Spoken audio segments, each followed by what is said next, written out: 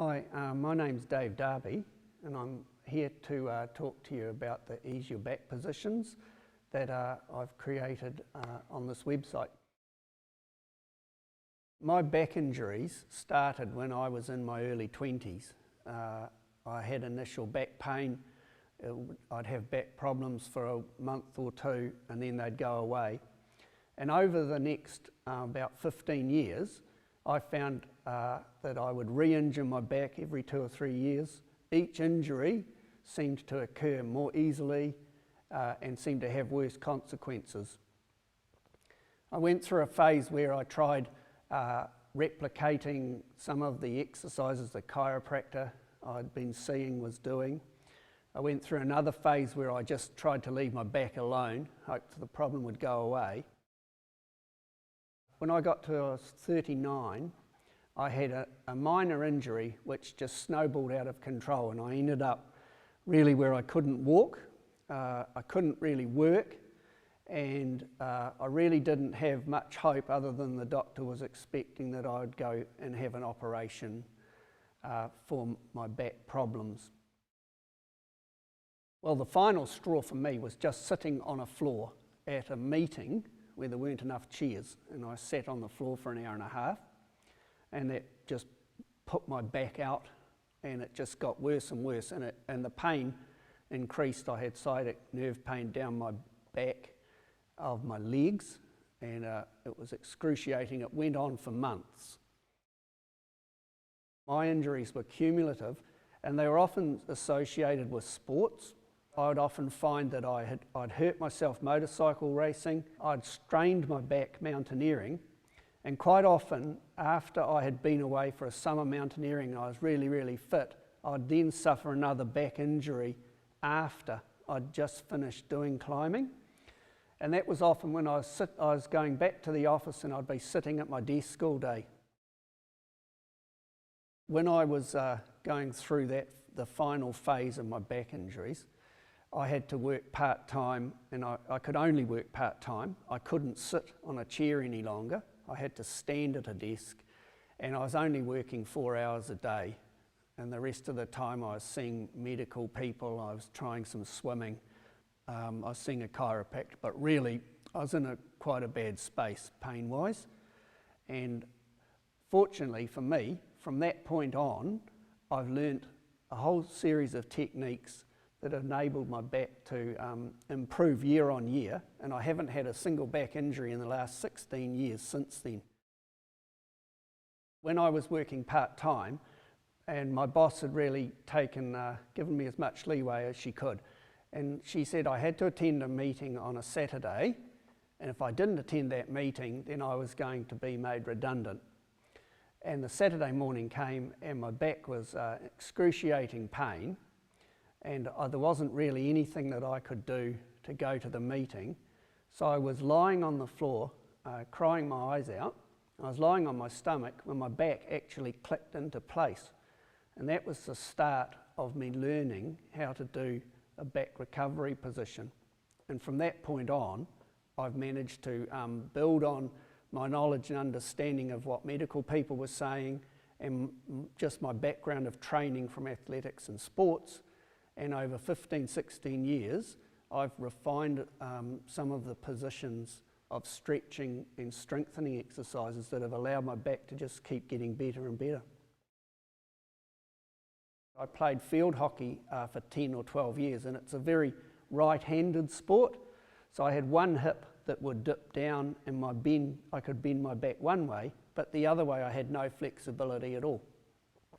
And what surprised me was over time I was able to develop a set of exercises that corrected a lot of those, the unnatural bias of my body.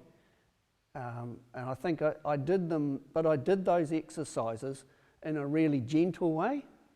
And a lot of exercises I've seen for lower back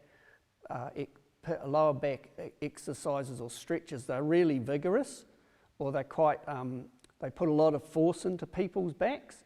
What I found was by doing the right stretch in the right way, that the easier that I did it, that my back actually began to self-adjust rather than me trying to push and prod my back into position.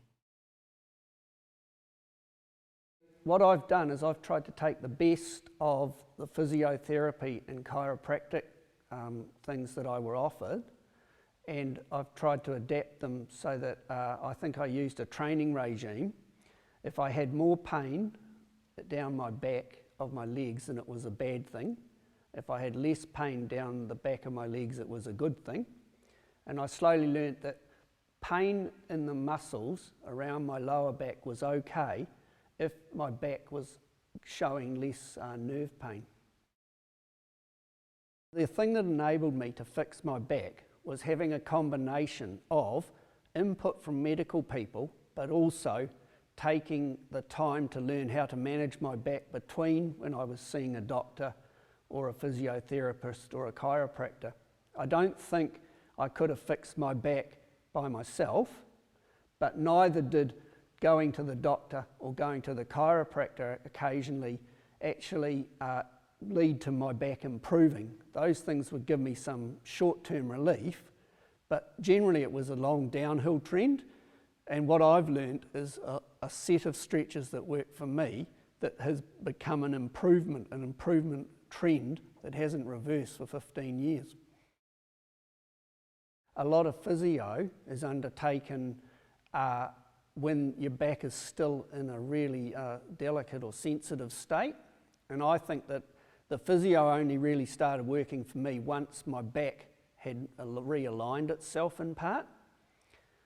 Whereas the chiropractor I found was cracking my back into place, but that would only last for a day or two. It didn't give me any strength or resolve for the months to go. So I think it was a matter of, I tried to use both, the best of both of those philosophies. And I think those philosophies conflict in part.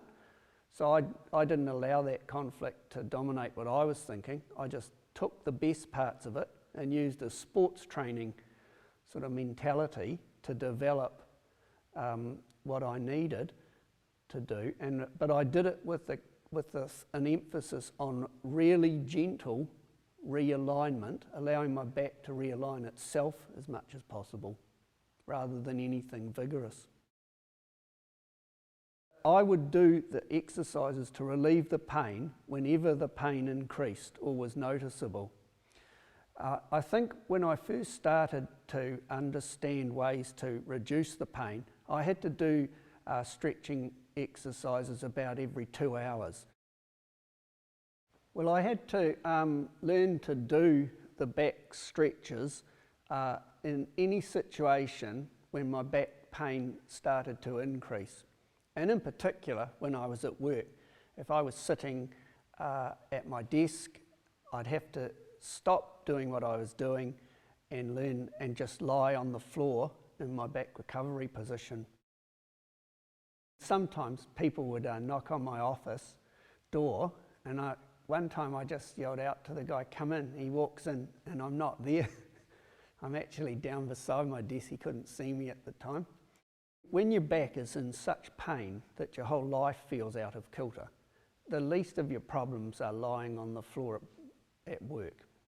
Once I knew that the stretches were actually working, it didn't really worry me if I had to do them at work. Before I go into a restaurant, I'll often do a set of back stretches out on the footpath just before I go and sit down for a meal. I had to do these exercises as often as I needed to reduce the pain. Over time, the frequency that I've done those has changed to the point now where I don't proactively stretch if I don't need to. The frequency of the exercises decreased probably to once or twice a day after a year or two. And now I probably only do those stretches once every 3 or 4 days.